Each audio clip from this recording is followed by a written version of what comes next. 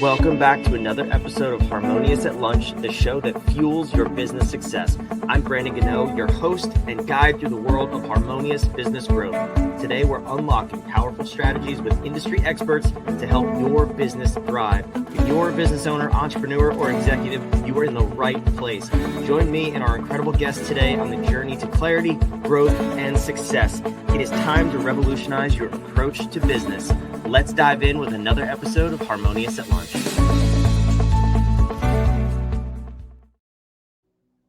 Welcome back into some more bite-sized business advice. And today's episode, I think, is a fascinating topic. I'm excited to dive in with you as you listen along.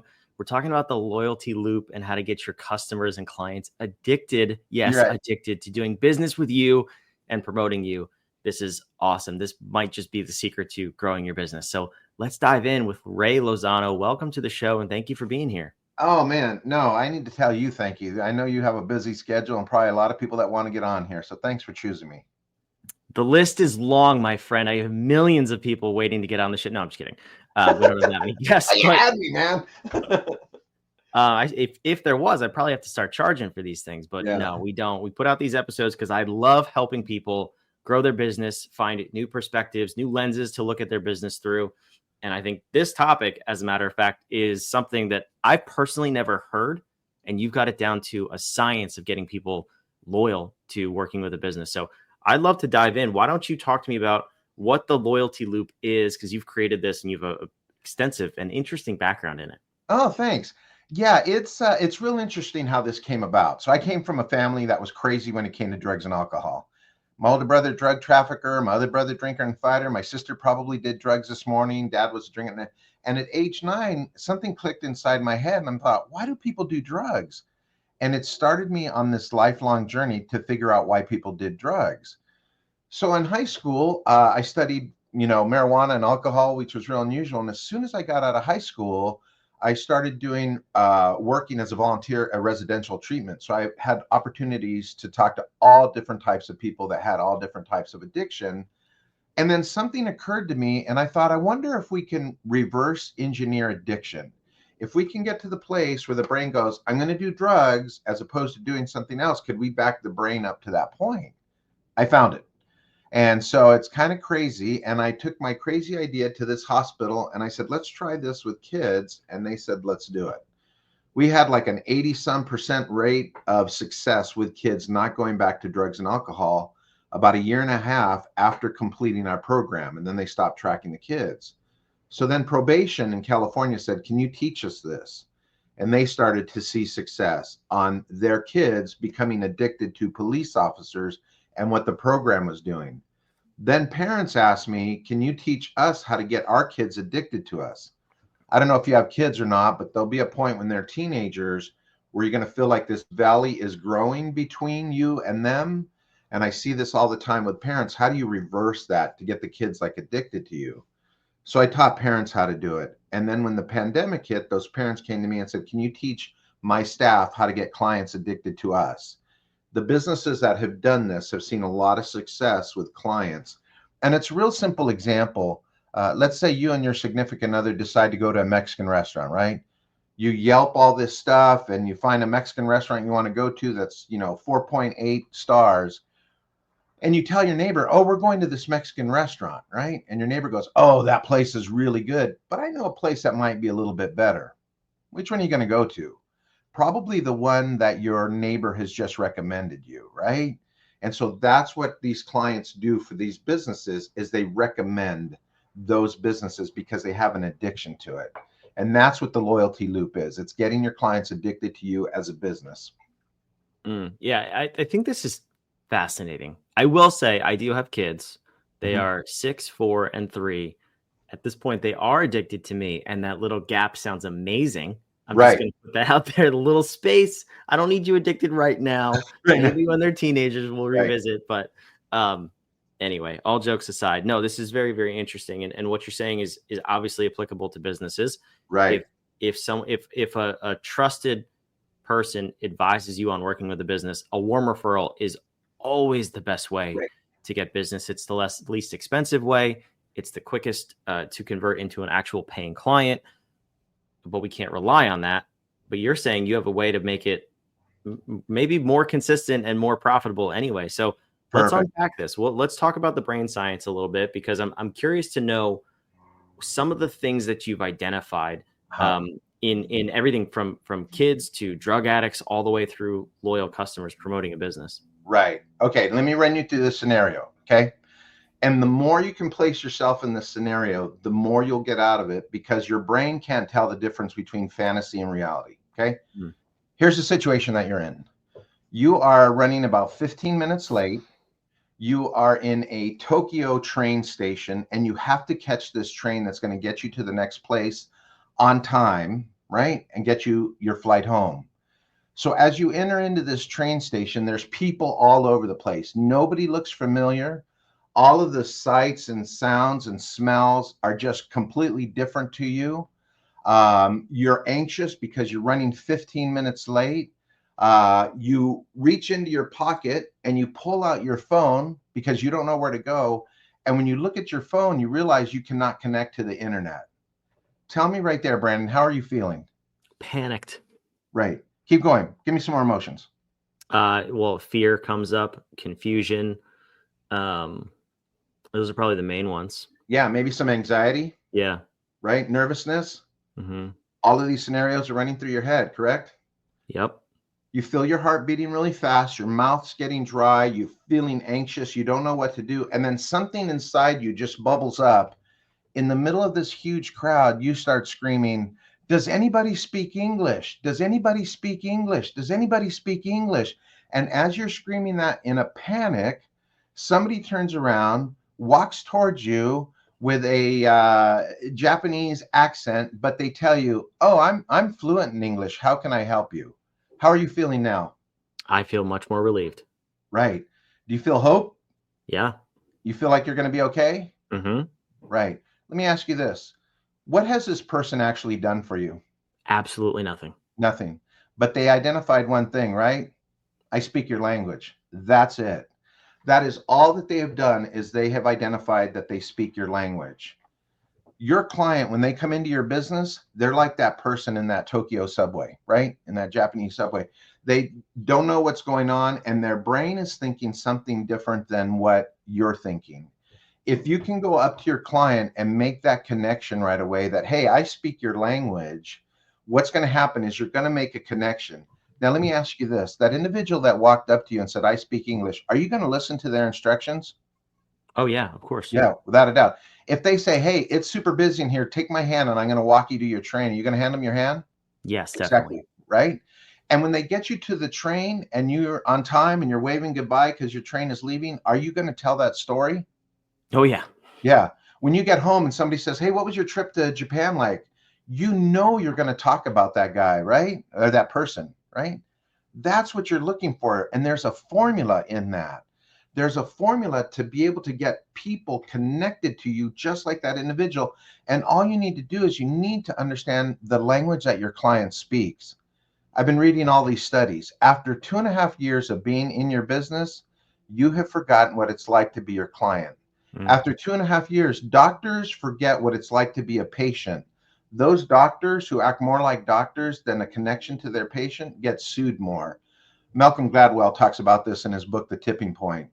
Teachers who forget what it's like to be a student just become this information dispensary and they lose the connection.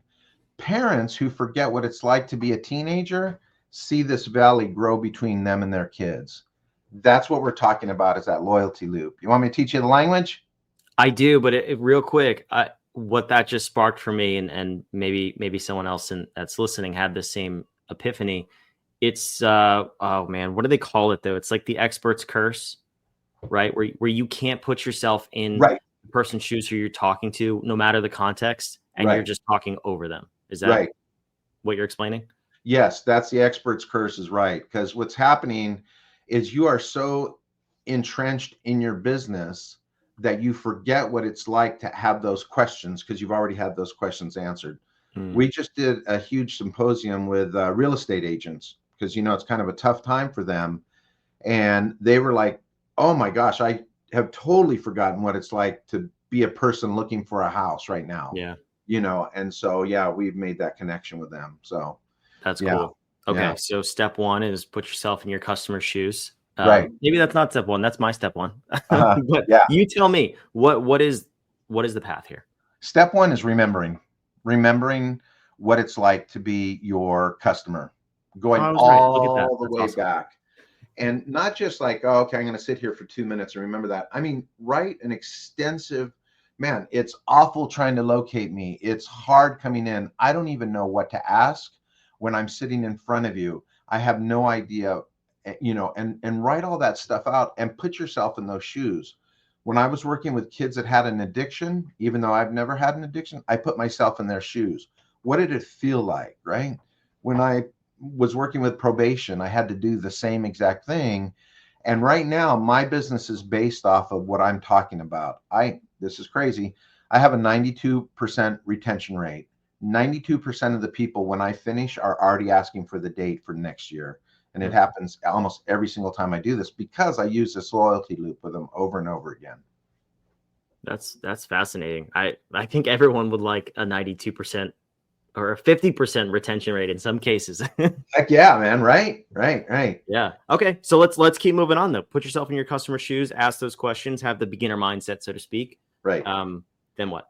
Next step is speaking your client's language. And you have to learn your client's language, right? And once you are able to speak their language, this is key for this. Let me run you through this scenario. Okay. You said you had a 5-year-old? 6, 4, and 3. 6, 4, and 3. Okay. Let's take the 6-year-old. Okay. I'm gonna put some scenarios out there. You tell me how they would respond in this. Okay.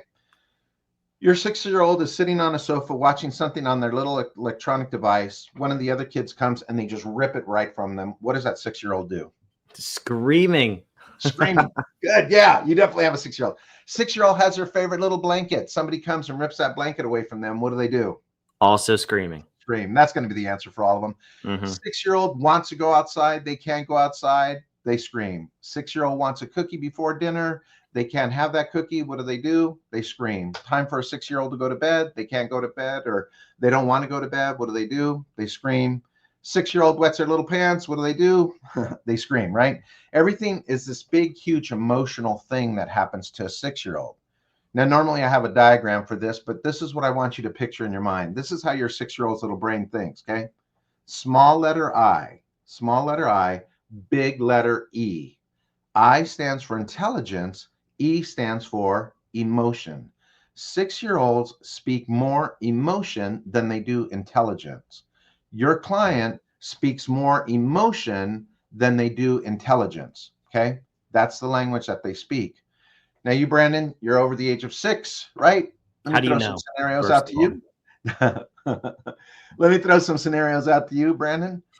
You're sitting down watching something on your electronic device. Somebody comes and pulls it away from you. What do? Let's say, why in the world did that just happen? Something better be burning down. Yeah, great answer, right? You have your favorite blanket. Somebody takes it from you. What do? I'm upset. I'm a little upset. Right. I had one lady one time tell me, "Oh, you get a better lawyer," right?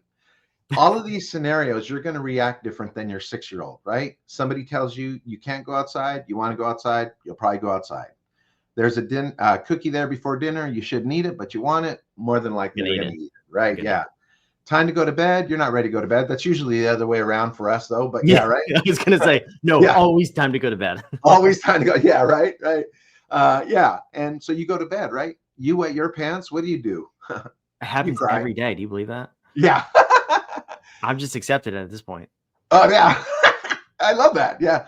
Brandon, here's the difference. You speak big intelligence, small emotion. Okay. 6-year-olds, little intelligence, big emotion. You speak big intelligence, little emotion. Now, you have to understand these two languages. They're both valid. They're both equal in strength. But please hear this. They hate each other. So when emotion is speaking to intelligence, intelligence gets mad. Intelligence, as emotion is speaking, looks at it and goes, I can't even believe you think that way. That's just crazy. None of the numbers add up. That doesn't make sense, right? But when intelligence speaks to emotion, Emotion looks at it and goes, where's your heart? How can you believe that? Man, that is so wrong. There's no empathy in that, right? Because they're two different languages. Think about any argument you've ever had with your significant other. I bet one of you is speaking emotion and one of you is speaking intelligence. You see this happen time and time again on the news. All right, here's the rub. Here's the main point. Emotion and intelligence. Your client speaks emotion, you speak intelligence. Brandon, your neighbor comes over. Tell me what would happen in this scenario. Let's say me and you were best friends. Okay. We've known each other for a long time. You live a couple houses down from me. We've been friends for years. You come over to my house Saturday morning. You knock on the door. You look at me. You're crying, and you say, "Ray, my yellow lab buddy just died." Right? And I look at you and I go, "Oh, Brandon, that's terrible. But let me show you what I made on my electronic device here. Check this out." Right? And I start showing you all this stuff. You know what? Brandon, did you know that yellow labs come from Canada and they're a derivative of black labs? Did you know that their paws are webbed so they can swim better? Did you know that they're great emotional connection animals? Do you know that most yellow labs get hip cancer, but yours never did? Did you know that, most yellow labs get this twisted stomach thing, but yours didn't? Isn't that cool? Let me ask you this. As I'm giving you this important information, Brandon, are you feeling closer to me or further away from me? Ironically, Ray, I have a lab. I did know all of that information, but I hate you more because I didn't need to know it right then. Right. Exactly. That's what we do to our clients without realizing that we're doing that to our clients.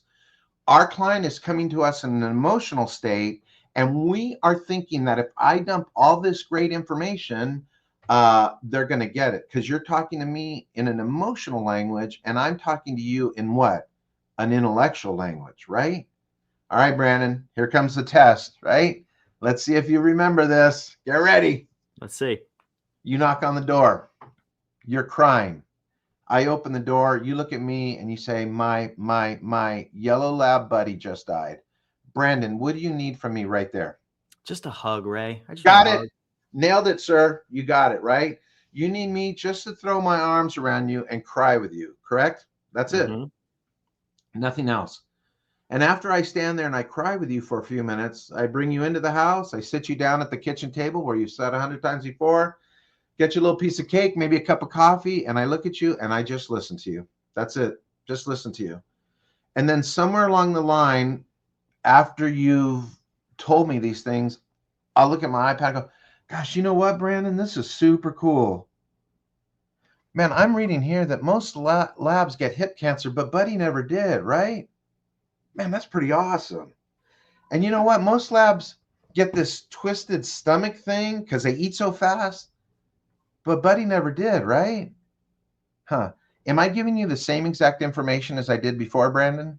Yeah. Or what am I doing? That big E first. Big E first, right? And as soon as I give you the big E first, it's like the beginning of our conversation in that Tokyo subway, right? I've made the emotional connection with you first, right? And then I'm able to guide you where I need you to go. And that's what we have to do with our clients. We need to make that emotional connection first.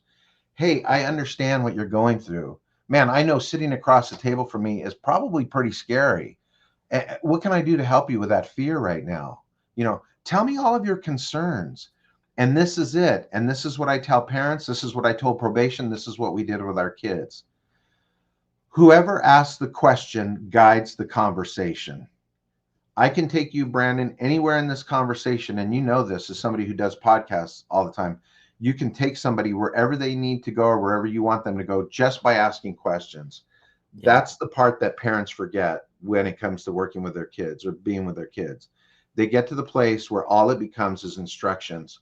Clean your room, do the dishes, do your homework, be home on time, blah, blah, blah, blah, blah, blah, blah, blah, blah. And they miss having that connection with kids. And so that is what the loyalty loop is. This is in a nutshell. This is normally like a 3-hour training I do for businesses. But this is what I want people to know is you need to make that emotional connection first with your clients.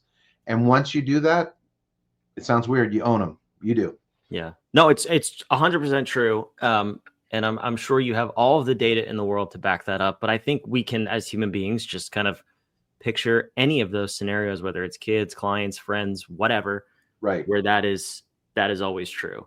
Right. I'm curious, before I let you go, because this has been fascinating, and if you're listening to this or watching, please take this away and think about it, and think about where you're missing the boat here, because there's a lot to unpack, especially for your business.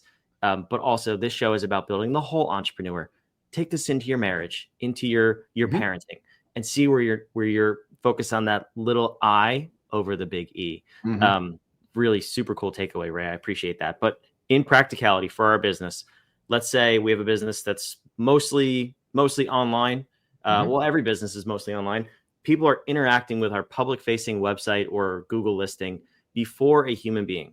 How can we proactively demonstrate that we are the big E, we emotionally get them before they get to the rest of the website? Great question. It's called the hero's journey. Okay. Now, I don't know how many movies you watch, but there's a great movie out there called Shawshank Redemption, right? And I'm sure you've seen that. Yep. Right.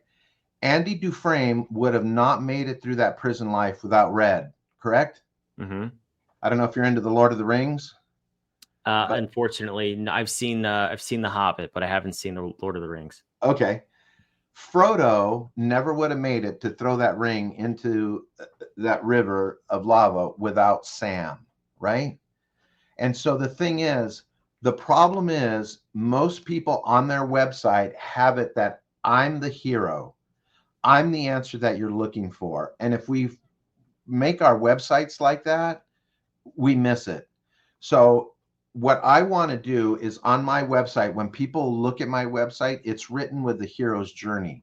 I don't want to be the hero. I want to be the Red. I want to be the Sam. I want you to be the hero.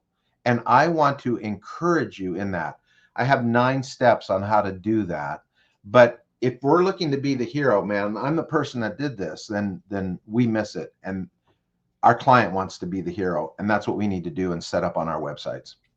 So that's the result of everything you said, right? Is putting yourself in their shoes. What is the emotion they're feeling? What questions, what language are they speaking? What questions are they asking? Right. Demonstrating that you are that companion and you emotionally get them and where they're at. Exactly. Then you can do that. Otherwise, there's no chance you can connect with them. You could connect with them, but they won't be your lasting client. They'll come and do what they need to do, use your business or whatever, and then they move on. But you want clients that are going to do what they need to do, pay whatever fee it's going to be. And then at the end, they're going to walk away going, man, that was super helpful. Let me recommend you to other people. Which, and I know we didn't get into this, but I'm going to go out on a limb and say this conversation, this thought process needs to happen at every step of the customer journey, because you could get them in, but then think about that traditional handoff from sales to customer service. Right. If there's a disconnect there, you're restarting that conversation. Yes. And people will not talk about you. So this is an ongoing conversation, is it not, Ray? It's an ongoing conversation, and you need to make that connection with how to pass it off. With my staff, we all work off of this. So I work off of this. My lead trainer works off of this. My director of operations works off of this. My executive secretary. We all have the same focus on us not being the hero, making our client the hero, speaking an emotional language. So when we get a request in, we don't immediately just send back a prize.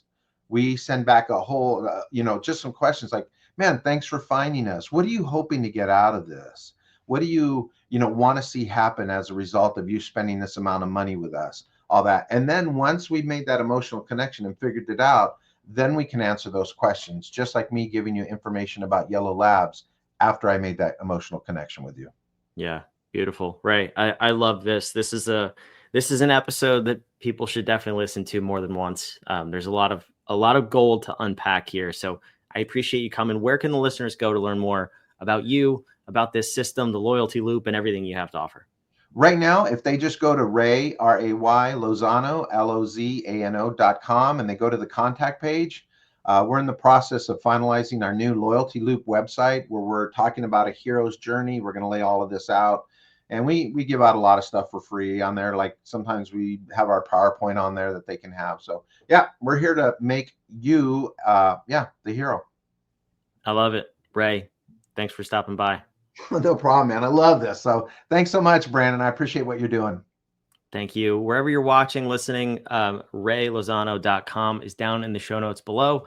Go check that out. Learn more, implement this stuff in your business. 92% retention. What could you do with that in your business? I'm quite sure that would be an improvement, and that would go a very long way. Hope you enjoyed this. We'll see you on tomorrow's episode of Harmonious at Lunch. Thanks for listening to another episode of the Harmonious at Lunch podcast. Make sure you subscribe on whatever platform you're on, and we want to invite you to join us in the Small Business Success Facebook group, our private group where guests and listeners come together to grow your business. We want impact-driven entrepreneurs who are ready to go to the next level in this group so we can all share ideas, collaborate, and grow our businesses together. Go to whatif.com/group, and we want to invite you to join today. See you on the next episode of Harmonious at Lunch.